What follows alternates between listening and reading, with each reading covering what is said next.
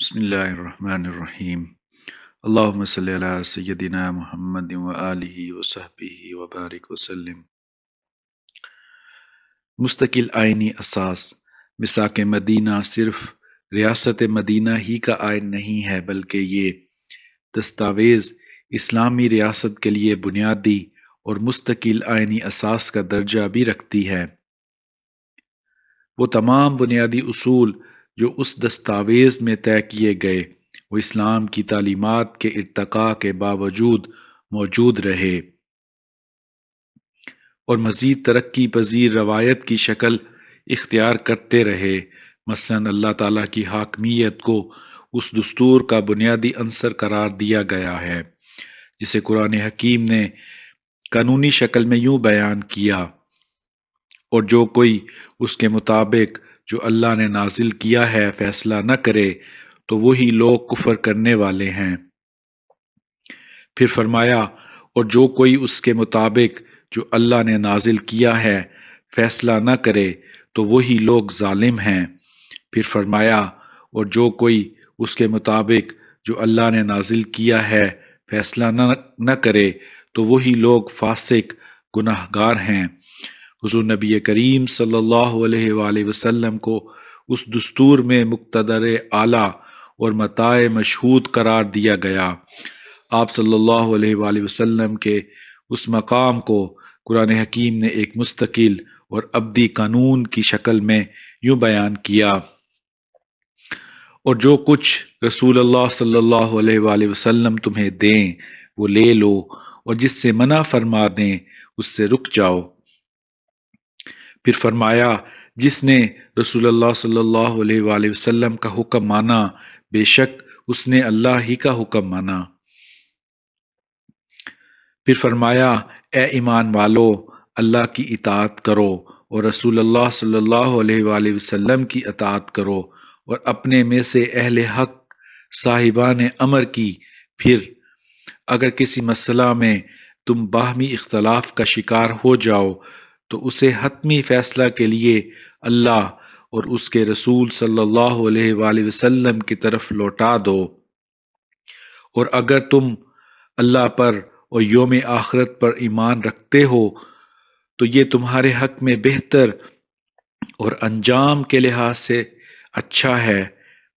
اسی طرح بنیادی انسانی حقوق، قانون کی حکمرانی، اقلیتوں کے تحفظ، خواتین کے حقوق کا تحفظ، معاشی کفالت کا تصور اور دیگر بنیادی اصول جو میثاق مدینہ میں طے کیے گئے، آنے والے نظام، قانون و سیاست میں ایک اساس کے طور پر قائم رہے، جو مسلم امہ کی قابل فخر دستوری اور آئینی روایت کی حیثیت رکھتے ہیں۔ نمبر 5، تقسیم اختیارات کا تصور۔ میثاق مدینہ کے تحت وجود میں آنے والی ریاست مدینہ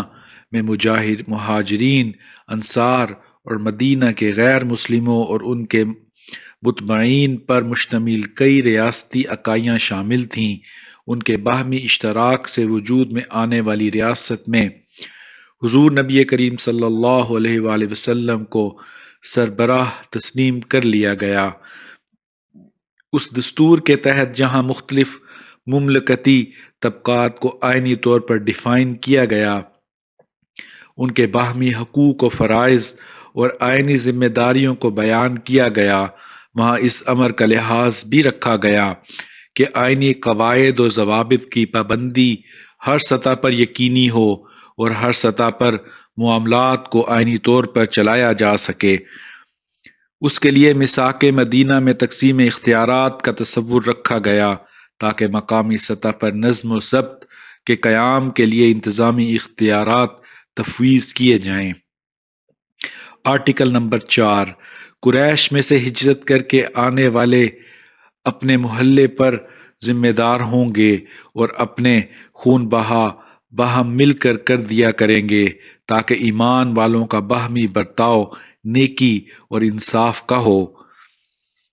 اس آرٹیکل میں مقامی سطح پر ذمہ داری اور اختیارات کی تفویض کی حکمت بھی بیان کر دی گئی کہ اس کا مقصد ہر سطح پر پابندی قانون اور انصاف کا قیام ہے۔ اسی طرح آرٹیکل 5 سے آرٹیکل 12 تک میں بنو اوف، بنو حارث، بنو سعدہ، بنو جشم، بنو نجار، بنو عمرو، بنو نبید اور بنو اوس کے لیے بھی ان کے قبائلی قوانین دیات کی توثیق کو بیان کیا گیا۔ ریاست مدینہ کے دفاع کے لیے بھی مختلف طبقات ریاست کی ذمہ داریوں کا تعین کرتے ہوئے یہ قرار دیا گیا کہ ہر گروہ کے حصے میں اسی روح کی مدافعت آئے گی جو اس کے مقابل ہو۔ مقامی سطح پر تقسیم اختیارات کے ان آئینی اہتمامات کے باوجود اس تقسیم اختیارات کو حضور نبی کریم صلی اللہ علیہ وآلہ وسلم کی ریاستی حکمرانی کے ماتحت رکھا گیا۔ آرٹیکل 28 اور یہ کہ جب کبھی تم میں کسی چیز کے متعلق اختلاف ہو تو اسے خدا اور محمد صلی اللہ علیہ وآلہ وسلم کی طرف لوٹایا جائے گا، کیونکہ آخری اور حتمی حکم اللہ اور اس کے رسول صلی اللہ علیہ وآلہ وسلم ہی کا ہے۔ متوازن دستور: اسلام ایک فطری اور وسعت پذیر دین ہے جو اپنی عالمگیریت کے سبب ہر صاحب عقل سلیم کو اپنے دائرہ اثر میں لے لیتا ہے۔ حضور اکرم صلی اللہ علیہ وآلہ وسلم نے اس دستور کو تحریر کرواتے وقت اسلام کی انہی خصوصیات کو میثاق مدینہ کی بنیاد بنایا اور آنے والے دور کے نئے امکانات کو نظر انداز نہ کیا۔ حد سے زیادہ جامد یا غیر لچکدار کی بجائے آپ صلی اللہ علیہ وآلہ وسلم نے اسے متوازن رکھا اور اسے وسعت پذیری کی خصوصیات سے مملو کرتے ہوئے مزید طبقات کی شمولیت کی گنجائش اور امکان کو دستور میں شامل کیا گیا۔ آرٹیکل نمبر 2 میں لکھا گیا، یہ معاہدہ قریش میں سے مسلمانوں اور اہل یثرب میں سے ایمان اور اسلام لانے والوں اور ان لوگوں کے مابین ہے جو اس کے تابع ہوں اور ان کے ساتھ شامل ہو جائیں اور ان کے ہمراہ جنگ میں حصہ لیں۔ اس آرٹیکل کے مطابق اس امر کو طے کر دیا گیا کہ اگرچہ اساسی طور پر میثاق مدینہ قریش اور مدنی مسلمانوں کے درمیان طے پا رہا ہے، مگر اس کے مطابق مستقبل میں کسی بھی دوسرے طبقے کی دستور ھذا کی شرائط کو تسلیم کرتے ہوئے اس معاہدے میں شمولیت پر کوئی پابندی نہیں، بلکہ ہر وہ طبقہ جو مستقبل میں ان مذکورہ لوگوں کی اتباع اور ان کے ہمراہ جنگ میں حصہ لینا قبول کر لیں، وہ بھی اس دستور کے تحت پانے والے معاہدہ عمرانی کا حصہ بن سکتے ہیں۔ اس طرح دستور ھذا کے آرٹیکل نمبر 20 میں درج کیا گیا، اور یہ کہ یہودیوں میں سے جو ہماری اتباع کرے گا تو اسے مدد اور مساوات حاصل ہوگی، نہ ان پر ظلم کیا جائے گا اور نہ ہی ان کے خلاف کوئی مدد دی جائے گی۔ چونکہ یہودی مدینہ میں آباد ایک مؤثر سیاسی گروہ تھے، لہٰذا ان سے مستقبل میں کسی بھی طرح کے سیاسی تعلق کو خارج از امکان نہیں قرار دیا گیا، اور اس کے لیے دستوری گنجائش رکھی گئی کہ اگر مستقبل میں یہودی میثاق مدینہ میں طے کیے گئے دستوری لائحہ عمل کی پابندی اور اہل ایمان کی اتباع کی راہ اختیار کریں تو انہیں بھی مدد، مساوات حاصل ہوگی اور ظلم و تعدی سے تحفظ دیا جائے گا۔ میثاق مدینہ کی اسی کانسٹیٹیوشنل پروویژن کی وجہ سے آنے والے زمانے میں یہودی بھی مسلمانوں کے ساتھ اس دستور میں شریک ہو گئے، اور غزوہ بدر کے بعد جب مسلمانوں کا اقتدار مزید مستحکم ہوتا نظر آیا تو یہودی اس امر پر مجبور ہو گئے کہ وہ حضور نبی کریم صلی اللہ علیہ وآلہ وسلم کے ساتھ میثاق مدینہ کے اندر رہتے ہوئے ماتحتانہ تعاون کریں، کیونکہ اس سے ان کی مذہبی آزادی بھی محفوظ ہو سکتی تھی۔ اگر دستور کا مزاج غیر لچکدار رکھا گیا ہوتا اور دیگر طبقات کی اس وفاق کی وحدت میں شمولیت کی گنجائش نہ رکھی گئی ہوتی تو شاید یہود غزوہ بدر کے بعد مسلمانوں سے اشتراک عمل کی بجائے اپنی مذہبی آزادی کے تحفظ کے لیے کسی دوسری راہ کا انتخاب کرتے۔ نمبر 7، مملکت کی اخلاقی اساس۔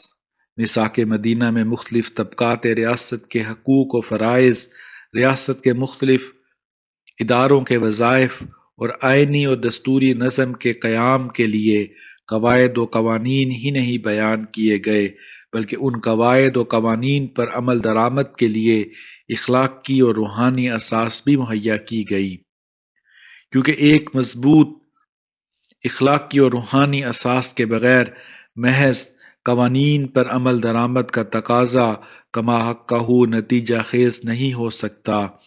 بقول روسو، ریاست کے لیے نہایت ضروری ہے کہ ہر شہری کا ایسا مذہب ہو جس کی وجہ سے اسے ادائیگی فرض میں خوشی حاصل ہو، مگر اس کے مذہبی عقائد نہ ریاست سے کوئی تعلق رکھتے ہوں نہ جماعت سے، سوائے اس کے کہ ان کا اثر اخلاقی اور ان کے فرائض پر پڑے جو حقوق العباد سے متعلق ہیں۔ یعنی مغربی مفکرین نے بھی مذہب کے بارے میں جزوی نقطہ نظر کا حامل ہونے کے باوجود ایک مثالی ریاست کے لیے اس کی اخلاقی اہمیت کو تسلیم کیا ہے۔ میثاق مدینہ میں ایک صالح آئین و قانون کے پابند معاشرے کے قیام کے لیے اخلاقی اور روحانی اساس فراہم کی گئی۔ آرٹیکل 59، ریاست مدینہ کے شہریوں سے نیکی کی توقع کی جاتی ہے، نہ کہ گناہ اور عہد شکنی کی، اور یہ کہ جو کوئی جس طرح کا عمل کرے گا، نیکی یا برائی، اس کے اثرات اس کی ذات پر مرتب ہوں گے۔ آرٹیکل 63، اور اللہ اور اس کے رسول محمد صلی اللہ علیہ وآلہ وسلم اس کے نگہبان ہیں جو نیکی اور تقوی اعلیٰ کردار کا حامل ہو۔ نمبر 9، سیاسی وحدت کا تصور۔ میثاق مدینہ میں دینی، مذہبی اور اعتقادی وحدت سے ماسوا سیاسی اور معاہداتی وحدت کا تصور بھی دیا گیا۔ یہ تصور سیاسی مفہوم کی ایک نئی توسیع تھا جس کی پہلے کوئی نظیر نہیں ملتی۔ مملکت کے اندر دینی اور مذہبی وحدت کے علاوہ موجود دیگر اکائیوں کو ایک جاندار ریاستی کردار عطا کرنے کے لیے ضروری تھا کہ انہیں بھی ایک ایسا باوقار سیاسی ریاستی مقام دیا جاتا کہ وہ بھی اپنے آپ کو ریاست کا ایک جز قرار دیتے، ایک ذمہ دار کردار ادا کرتے۔ اس لیے وہ تمام فریق جن کے درمیان میثاق مدینہ طے پایا اور ان کی اتباع میں مستقبل میں اس میثاق میں شریک ہونے والے فریقوں کو میثاق مدینہ کے آرٹیکل نمبر 3 کے تحت وحدت قرار دیا گیا۔ تمام دنیا کے لوگوں کے مقابل میثاق مدینہ میں شریک فریقوں کی ایک علیحدہ سیاسی وحدت ہوگی۔ اسی طرح میثاق مدینہ کے آرٹیکل نمبر 30 میں قرار دیا گیا کہ اور بنی اوف کے یہودی مومنین کے ساتھ سیاسی وحدت تسلیم کیے جاتے ہیں۔ یہودیوں کو ان کے دین اور مسلمانوں کو ان کے دین مولائی ہوں یا اصل، ہاں جو ظلم یا بد عہد شکنی کا ارتکاب کرے تو اس کی ذات یا گھرانے کے سوا کوئی مصیبت میں نہیں پڑے گا۔ نمبر 10، امت مسلمہ کا تصور۔ میثاق مدینہ میں جہاں ایک طرف ریاست کی سیاسی وحدت کا تصور دیا گیا، وہاں امت مسلمہ کا الگ سے تشخص اجاگر کر کے مستقبل میں پیدا ہونے والے اس مغالطے کا ازالہ بھی کر دیا گیا کہ ریاست کے تمام فریقوں کے ایک سیاسی وحدت ہونے کے ناطے مسلم اور غیر مسلم ایک ہی آئینی مرتبے کے حامل ہیں، بلکہ میثاق مدینہ کی متعدد دفعات میں امت مسلمہ کا فائق و ریاست کے دیگر آئینی طبقات سے ممتاز مقام واضح کر دیا گیا۔ امت مسلمہ کے الگ وحدت کے تصور کو دفعہ نمبر 19 میں یوں بیان کیا گیا، اور ایمان والے باہم بھائی بھائی ہیں۔ ساری دنیا کے لوگوں کے مقابل ریاستی معاملات میں امت مسلمہ کے کردار کا تعین آرٹیکل نمبر 21 میں یوں کیا گیا، اور ایمان والوں کی صلح ایک ہی ہوگی، اور اللہ کی راہ میں لڑائی ہوگی تو کوئی ایمان والا دوسرے ایمان والے کو چھوڑ کر دشمن سے صلح نہیں کرے گا جبکہ یہ صلح ان کے لیے برابر اور یکساں نہ ہو۔ آرٹیکل نمبر 23 میں بیان کیا گیا، اور ایمان والے باہم اس چیز کا انتقام لیں گے جو خدائی راہ میں ان کو پہنچے۔ اس طرح ریاست مدینہ میں میثاق مدینہ کے تحت آئینی اور دستوری پابندی کو امت مسلمہ کا خاصہ قرار دیا گیا۔ آرٹیکل نمبر 24 کے مطابق، اور بے شک متقی ایمان والے سب سے اچھے اور سب سے سیدھے راستے پر ہیں۔ آرٹیکل نمبر 27 میں قرار دیا گیا، اور کسی ایسے ایمان والے کے لیے جو اس دستور العمل کے مندرجات کی تعمیل کا اظہار کر چکا اور خدا و یوم آخرت پر ایمان لا چکا ہو، یہ بات جائز نہ ہوگی کہ کسی قاتل کو مدد یا پناہ دے، اور جو اسے مدد یا پناہ دے اس پر قیامت میں خدا کی لعنت اور غضب نازل ہوں گے، اور اس سے کوئی رقم یا معاوضہ قبول نہ ہوگا۔ اسی طرح خون مسلم کی حرمت کے تصور کو اس دستور میں اجاگر کیا گیا۔ آرٹیکل نمبر 26 میں قرار دیا گیا، اور جو شخص کسی مومن کو عمدن قتل کرے اور ثبوت پیش ہو تو اس سے قصاص لیا جائے گا، بجز اس کے کہ مقتول کا ولی خون بہا پر راضی ہو جائے، اور تمام ایمان والے اس کی تعمیل کے لیے اٹھیں، اور اس کی تعمیل کے سوا انہیں کوئی چیز جائز نہ ہوگی۔ نمبر 11، قانون کی حکمرانی اور نظام کی بالادستی۔ اس دستور کے تحت قانون کی حکمرانی کو لازمی قرار دیا گیا، اور کئی دفعات کے تحت ایسے اقدامات کی طرف اشارہ کیا گیا کہ نو تشکیل شدہ ریاست مدینہ کے اندر ایک ایسا ماحول پیدا کیا جا سکے جہاں کوئی بھی ریاستی فریق قانون کی حکمرانی سے بغاوت نہ کر سکے۔ آرٹیکل 17 کے مطابق، اور کوئی ایمان والا کسی ایمان والے کو کسی کافر کے بدلے قتل نہیں کرے گا، اور نہ کسی کافر کی کسی ایمان والے کے خلاف مدد کرے گا۔ اسی طرح اہل ایمان کے درمیان بھی مختلف معاملات اور امور کے ضمن میں قانون، اصول اور ضابطے کی پاسداری کو لازمی قرار دیا گیا۔ آرٹیکل نمبر 15 کے مطابق، اور یہ کہ کوئی مومن کسی دوسرے مومن کے معاہداتی بھائی سے خود معاہدہ برداری پیدا نہیں کرے گا۔ اسی طرح اس دستور میں قانون پر عمل درآمد میں حائل تمام تر معاملات کا تدارک کیا گیا تاکہ ریاست کے اندر ہر شخص کو جان، مال اور آبرو کا تحفظ میسر آ سکے۔ آرٹیکل نمبر 42 کے مطابق، اور کسی مار زخم کا بدلہ لینے میں کوئی رکاوٹ نہیں ڈالی جائے گی۔ نمبر 12، مقامی رسوم اور قوانین کا احترام۔ میثاق مدینہ کی شکل میں اگرچہ ریاست مدینہ کو قومی زندگی کا ایک نیا ضابطہ دیا گیا تاکہ قومی سطح پر نظم و نسق پیدا کیا جا سکے، مگر آئین و قانون کی تشکیل نو کے اس مرحلے پر اس حکمت کو نظر انداز نہیں کیا گیا کہ صدیوں سے رائج رسوم و رواج سے عوام الناس کو یک لخت علیحدہ نہیں کیا جا سکتا، لہذا ایک نیا دستور متعارف کراتے ہوئے بھی حضور نبی کریم صلی اللہ علیہ وآلہ وسلم نے ریاست مدینہ کے مختلف فریقوں کے پہلے سے مروجہ قوانین کو نظر انداز نہیں فرمایا، بلکہ حت الامکان حد تک انہیں ریاسی دستور کے اندر اکوموڈیٹ کیا گیا۔ دستور کے آرٹیکل 14 سے 12 تک جب مختلف آئینی طبقات کے لیے قانون دیت کے نفاذ کی بات کی گئی تو یہ قرار دیا گیا کہ مہاجرین قریش، بنی اوف، بنی حارث، بنو سعدہ، بنو جشیم، بنو نجار،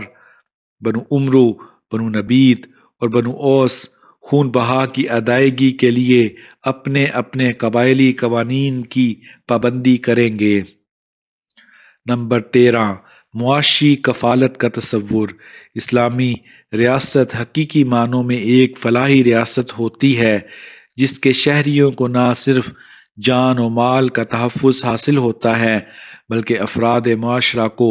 بنیادی لوازمات حیات کی فراہمی کے لیے بھی ریاست ممکنہ اقدامات بروئے کار لاتی ہے۔ معاشی کفالت کے اس تصور کو میثاق مدینہ کا جزو بھی بنایا گیا۔ آرٹیکل نمبر 14 میں یہ قرار دیا گیا کہ اور ایمان والے کسی قرض کے بوجھ سے دبے ہوئے کی مدد کیے بغیر نہیں چھوڑیں گے جن کے ذمے زر فدیہ یا دیت ہے۔ آرٹیکل نمبر 13 میں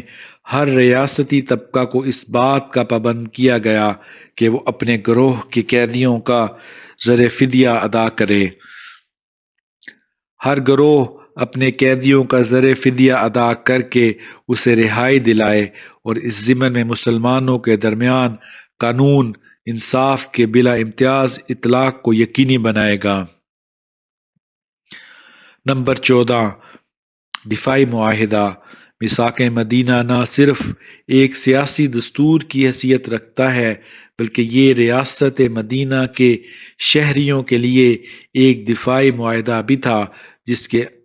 اندر نہ صرف ریاست مدینہ کے دفاع کے لیے ضروری امور کو طے کر لیا گیا بلکہ اس بنیادی ضابطے کو بھی طے کر دیا گیا کہ جس طرح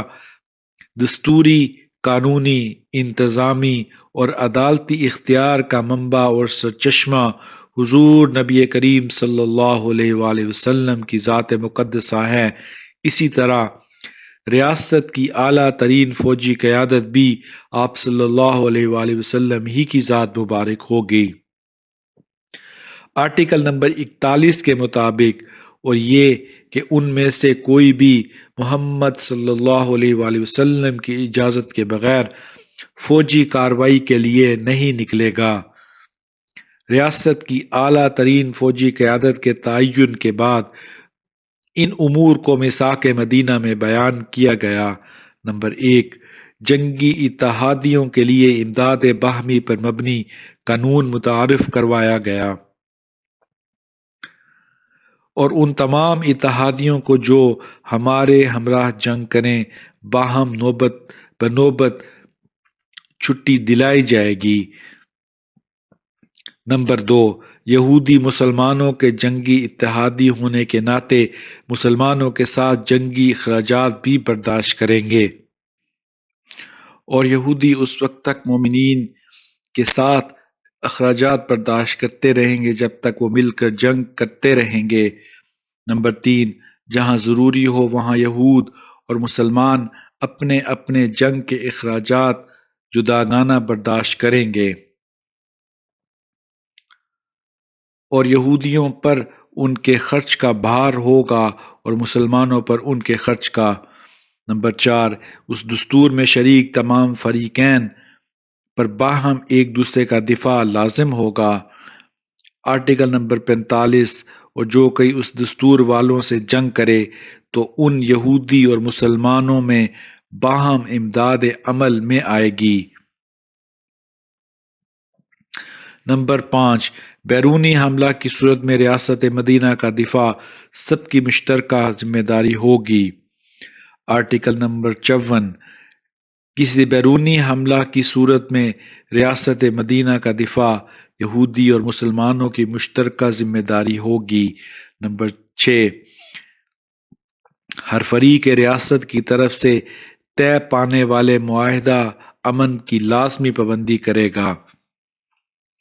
آرٹیکل نمبر 55، اور اگر ان کو کسی صلح میں مدعو کیا جائے تو وہ بھی صلح کریں گے اور اس میں شریک رہیں گے، اور اگر وہ کسی ایسے ہی امر کی طرف بلائیں تو مومنین کا بھی فریضہ ہوگا کہ ان کے ساتھ ایسا ہی کریں گے۔ نمبر 7، میثاق مدینہ دفاعی معاہدہ ہونے کے ناطے ایک سیاسی اور ریاستی دفاعی معاہدہ ہوگا، نہ کہ دینی اور مذہبی دفاعی معاہدہ، یعنی ریاست مدینہ یا اس کے کسی بھی فریق کا طے کردہ کوئی بھی دفاعی معاہدہ امت مسلمہ کی حفاظت دین کی ذمہ داری کو معطل نہیں کر سکتا۔ آرٹیکل نمبر 56، اس طرح مسلمانوں پر لازم ہے اگر انہیں کسی امن معاہدے میں شرکت کی دعوت دی جائے تو وہ اس کی پابندی کریں بجز اس کے کہ کوئی دینی جنگ کرے۔ نمبر 15، بنیادی انسانی حقوق کی ضمانت۔ میثاق مدینہ میں بنیادی انسانی حقوق کے تحفظ کو یقینی بنایا گیا۔ اس امر کا لحاظ رکھا گیا کہ ریاست کے شہریوں کا حق زندگی، حق ملکیت اور جمہوری آزادی کسی طور پر بھی متاثر نہیں ہوگی۔ یہاں یہ امر قابل ذکر ہے کہ جدید مہذب دنیا نے اس حوالے سے بہت بعد میں ارتقائی منازل طے کیں۔ 26 جون 1945 کو اقوام متحدہ کا چارٹر منظور کیا گیا۔ اقوام متحدہ کے قیام کے مقاصد کا ذکر کرتے ہوئے آرٹیکل 1 شق نمبر 3 میں بنیادی انسانی حقوق کے تحفظ کا تذکرہ کیا گیا۔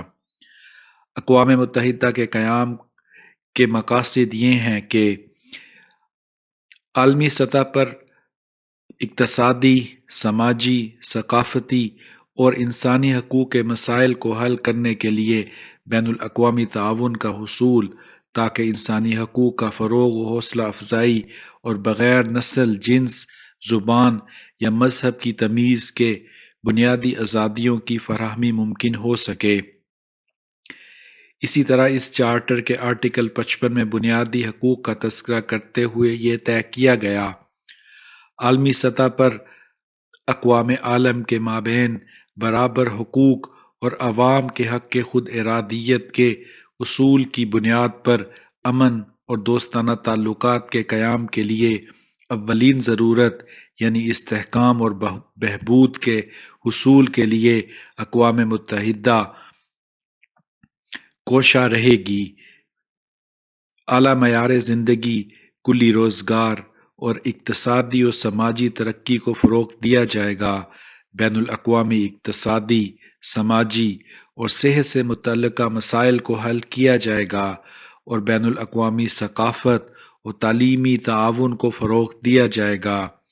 اور عالمی سطح پر رنگ و نسل، جنس، زبان یا مذہب کے امتیاز کے بغیر انسانی حقوق اور بنیادی آزادیوں کے احترام کو فروغ دیا جائے گا۔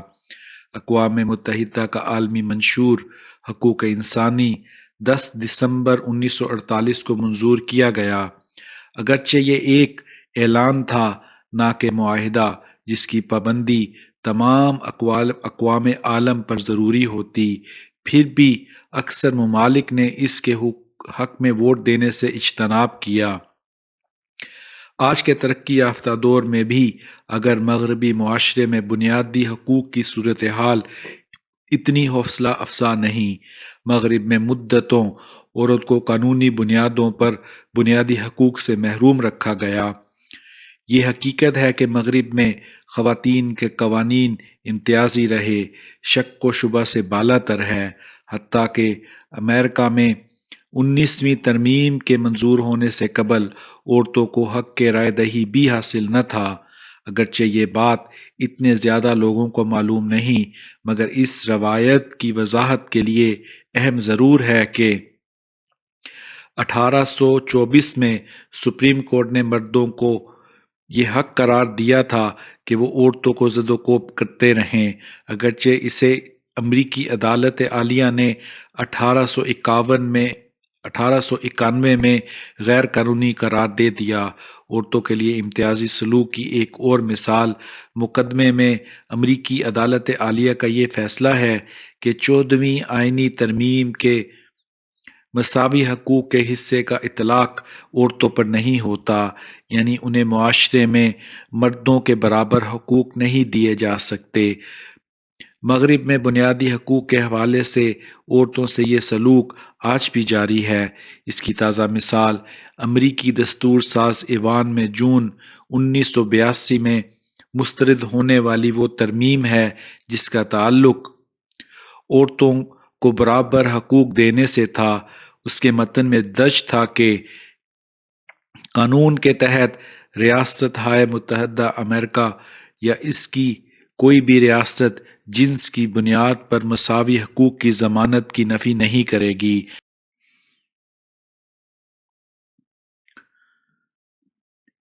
مگر ریاست مدینہ کے آئین میں رنگ و نسل اور جنس کے امتیاز کے بغیر بنیادی انسانی حقوق کی واضح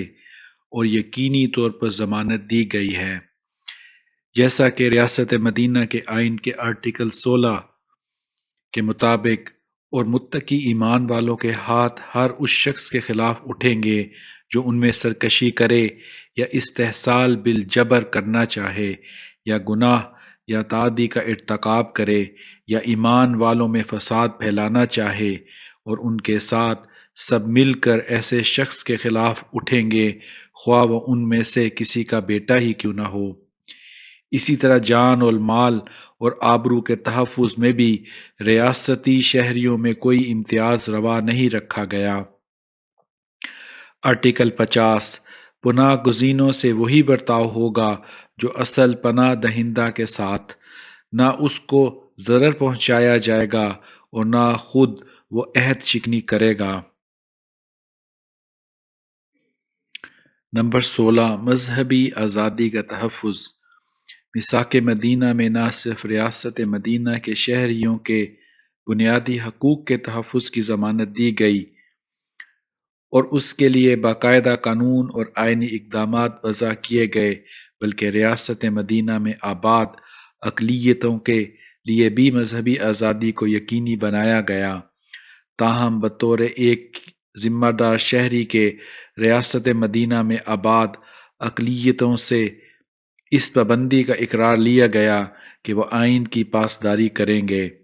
اور کسی طور پر بھی آئین اور دستور کی خلاف ورزی یا معاشرہ میں فتنہ پروری اور ظلم اور آفرینی کا باعث نہیں بنیں گے، اور بنی اوف کے یہودی مومنین کے ساتھ ایک سیاسی وحدت تسلیم کیے جاتے ہیں۔ یہودیوں کے لیے ان کا دین اور مسلمانوں کے لیے ان کا دین ہوں یا اصل، ہاں جو ظلم یا عہد شکنی کا ارتکاب کرے تو اس کی ذات یا گھرانے کے سوا کوئی مصیبت میں نہیں پڑے گا۔ آرٹیکل نمبر 30 مزید طے پایا کہ مذہبی آزادی کے اس تحفظ کو کسی ایک طبقہ کے ساتھ مخصوص نہ کیا جائے، بلکہ ریاست مدینہ میں آباد یہود قبائل بشمول بنی نجار، بنی الحارث، بنی سعدہ، بنی جشیم، بنی الاوس، بنی صلبہ، بنی شتیبہ، سب کا فرداً فرداً تذکرہ کیا گیا کہ تمام یہودی قبائل کو مذہبی آزادی کا آئینی تحفظ حاصل ہوگا۔ یہ بھی قرار دیا گیا کہ ان یہودی قبائل کی ذیلی شاخوں اور ان کے موالی کو بھی مذہبی آزادی کا حق اسی طرح حاصل ہوگا۔ نمبر 17